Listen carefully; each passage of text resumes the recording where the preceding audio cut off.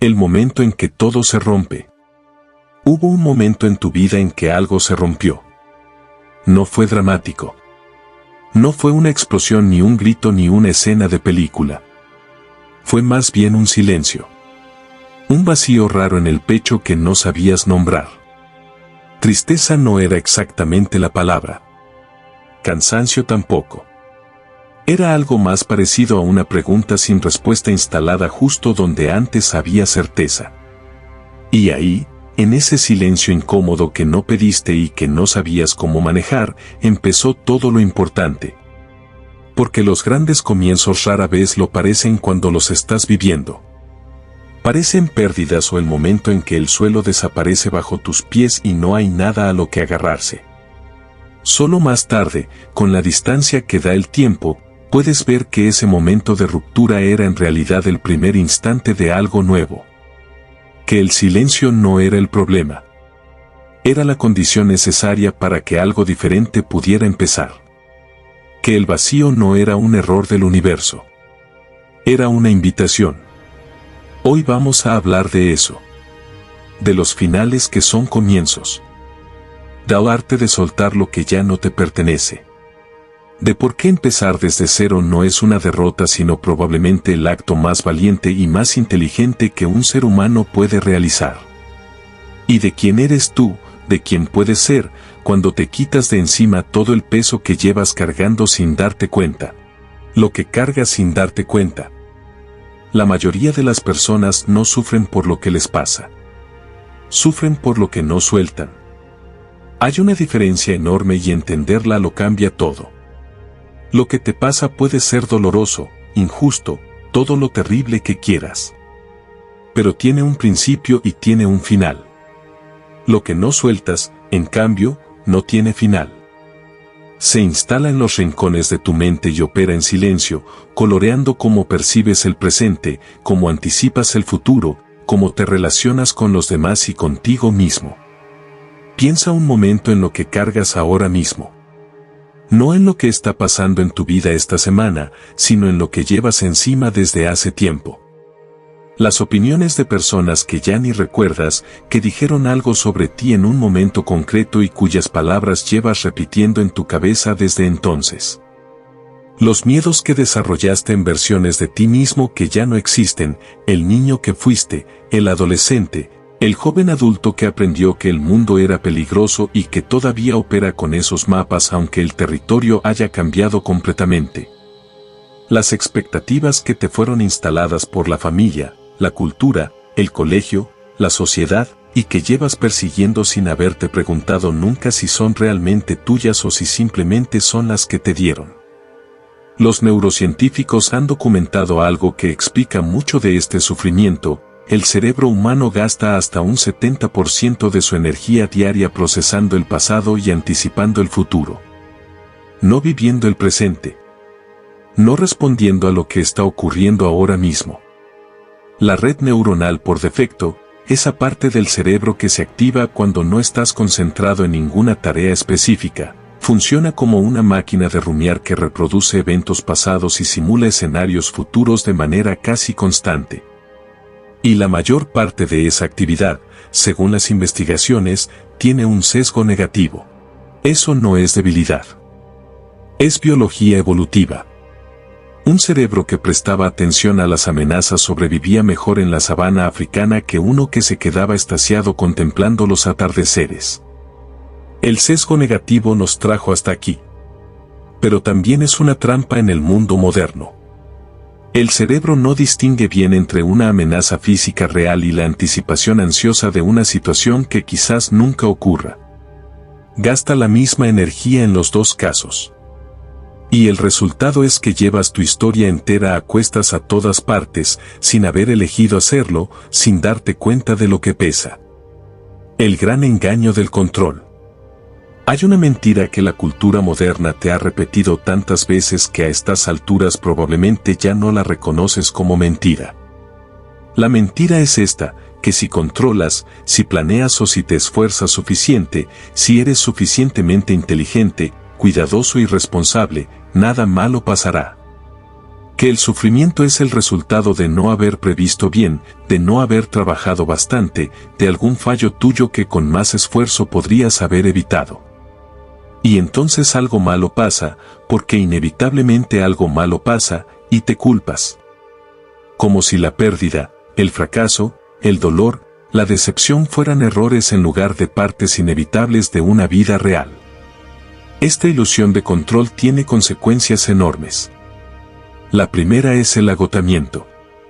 Intentar controlar lo incontrolable es una tarea sin fin, pues el universo siempre tiene más variables de las que cualquier plan puede contemplar. La segunda consecuencia es la fragilidad.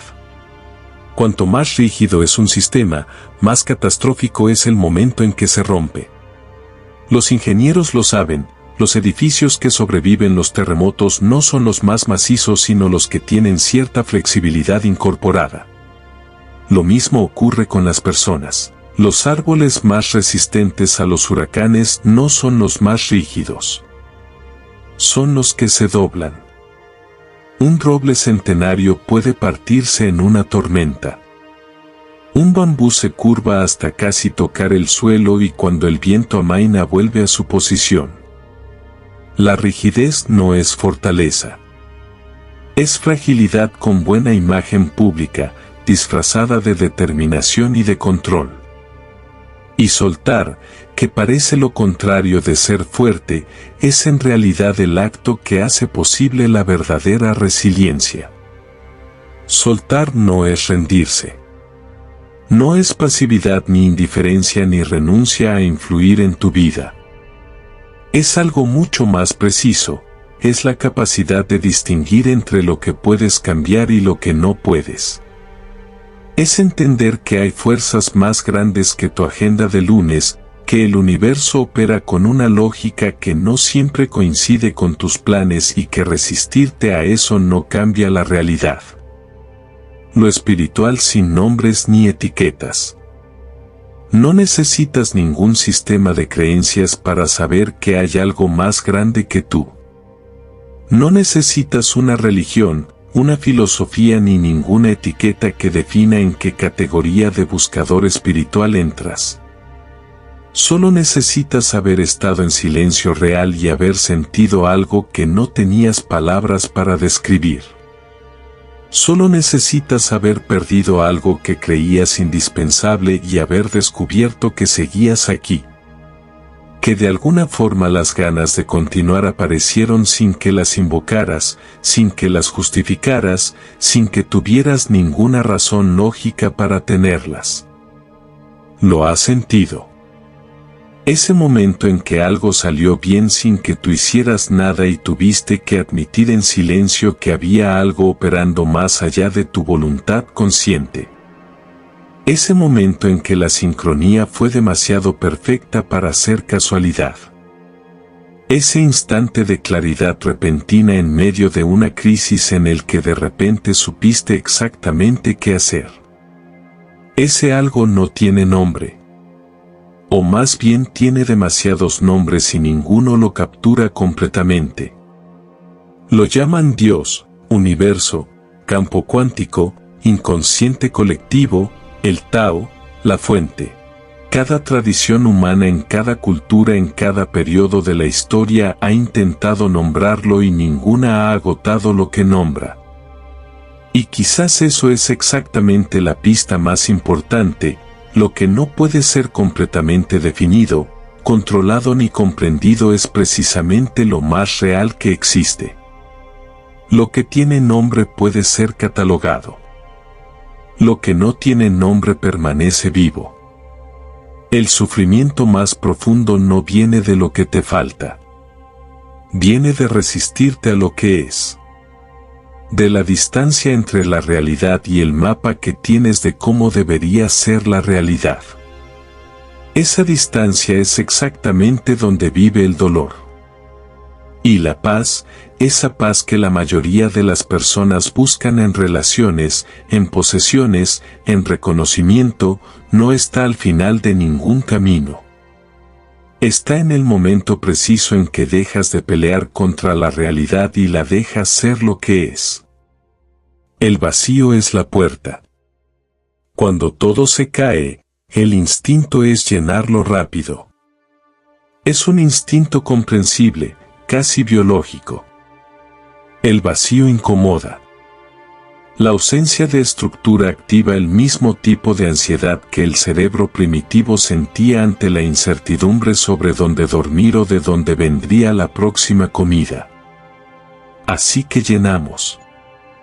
Otra relación, otro proyecto, otro scroll interminable, otro compromiso social que no querías asumir pero que al menos evita que estés solo contigo en silencio. Lo que sea. Con tal de que no haya vacío. Porque el silencio da miedo, estás solo contigo mismo. Y tú, sin los disfraces, sin los roles, sin la identidad que construyes para los demás y para ti mismo, sin la narrativa que repites sobre quién eres y por qué haces lo que haces, da vértigo. La mayoría de las personas no saben quiénes son debajo de todo eso. Y no lo saben porque nunca se han permitido el suficiente silencio para descubrirlo. Siempre hay algo que hacer, algo que mirar, alguien con quien hablar, algún ruido que mantener activo para que la pregunta no tenga espacio de hacerse. Pero ese vacío que tanto temes no está vacío. Esa es la paradoja. Lo que percibes como ausencia es en realidad la única presencia que importa. El vacío está lleno de posibilidades, de señales, del único espacio donde puedes escuchar con claridad qué quieres. Lo que realmente quieres tú, que a veces es sorprendentemente diferente de lo que creías querer. Los contemplativos de todas las tradiciones lo han sabido siempre. Los meditadores en que se sientan en el silencio no están huyendo de la vida. Están acercándose a ella más que nadie. Los monjes que pasan años en retiro no están desperdiciando el tiempo. Están haciendo el trabajo más difícil y más necesario que existe, aprender a estar con lo que es, sin añadir ni quitar nada. El vacío no era el problema. Era la solución todo el tiempo. El problema era el miedo al vacío, que te mantenía corriendo en direcciones que no elegiste para no tener que pararte a ver a dónde ibas realmente. Empezar sin garantías. Nadie que haya cambiado su vida de verdad lo hizo cuando tuvo todas las condiciones perfectas. Nadie esperó a tener suficiente dinero, tiempo, seguridad, claridad, apoyo de los demás, certeza de que iba a funcionar. Porque esas condiciones nunca llegan todas juntas. Siempre falta algo.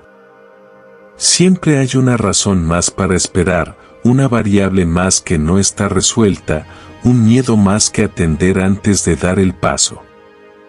Los que cambiaron lo hicieron con miedo. Con dudas. Sin saber si iba a funcionar. Con la incomodidad de no tener garantías. Con el vértigo de apostar por algo sin que nadie pudiera prometerles el resultado. Los estudios sobre toma de decisiones revelan algo que contradice directamente el consejo más común que reciben las personas cuando dudan: esperar el momento perfecto no aumenta las probabilidades de éxito. Las reduce. Cada vez que pospones una decisión que sabes que necesitas tomar, el peso de esa decisión pendiente consume recursos que podrían estar siendo usados para vivir. La indecisión es una posición activa que tiene costes reales. Y esperar el momento perfecto es en la mayoría de los casos una forma sofisticada de evitar el miedo disfrazada de prudencia. El momento perfecto no existe. Existe el momento en que decides. Esa es la única diferencia real entre las personas que cambian y las que no. El instante en que algo en ti dice ya, ahora, con lo que hay, desde donde estoy, con miedo. Ese instante no viene acompañado de música inspiracional ni de un amanecer cinematográfico. Viene en medio de lo cotidiano, como una certeza tranquila y sin mucho ruido que dice que ya es hora. No necesitas estar listo. Necesitas estar dispuesto. Son dos cosas completamente distintas. Estar listo implica que las condiciones externas han alcanzado un umbral suficiente. Estar dispuesto implica que tú has decidido moverse independientemente de las condiciones externas. La preparación, el conocimiento y los recursos ayudan. Pero ninguno de esos factores suple la disposición, y la disposición no necesita ninguno de ellos para existir. La pregunta no es si estás listo. Es si estás dispuesto. Tú después de soltar. Imagina por un momento que sueltas. No que te dices a ti mismo que vas a intentar soltar, sino que realmente lo haces. Que dejas ir todo lo que llevas cargando que no es tuyo. Las opiniones de personas que no te conocen realmente. Las deudas emocionales de relaciones que terminaron hace años. La versión de ti mismo que otros esperan, esa que aprendiste a interpretar para no decepcionar, ser aceptado o no causar conflicto. El miedo a equivocarte que te ha mantenido paralizado. La necesidad de que te entiendan, de que te validen, de que alguien externo te confirme que lo que sientes es real y que lo que quieres es legítimo. Imagina que todo eso se va, simplemente por un instante. ¿Quién eres tú sin todo eso? ¿Qué queda cuando se calla el ruido? ¿Qué quieres tú cuando nadie te está mirando, cuando no hay nada que demostrar, cuando el miedo se ha callado? Lo que queda es más ligero de lo que imaginas. Más capaz de lo que recuerdas. Más entero de lo que años de mensajes sobre lo que te falta y lo que deberías mejorar te han hecho creer. Porque debajo de todo lo que cargas, debajo de los miedos heredados y las expectativas ajenas y los juicios internalizados y las versiones de ti mismo que construiste para sobrevivir en momentos que ya pasaron, hay algo que nunca se rompió. Algo que no necesita arreglarse porque no está roto. Algo que es completamente tuyo, que nadie te dio y que nadie puede quitarte, que ha estado ahí durante todo el tiempo que llevas buscándolo fuera. No tienes que encontrarte a ti mismo. Solo tienes que dejar de esconderte. Esa es la única tarea. No un proceso de 10 pasos ni una transformación que requiere años de trabajo ni un viaje de descubrimiento que empieza en algún lugar especial bajo condiciones especiales. Solo la decisión, sencilla y difícil a la vez, de dejar de ponerte delante de ti mismo. De dejar de interponer entre tú y el mundo todas las capas que construiste para protegerte y que con el tiempo se convirtieron en la prisión que decías necesitar protección para salir. Suelta. No porque sea fácil, sino porque es lo único que de verdad tiene sentido hacer cuando por fin entiendes lo que estabas cargando.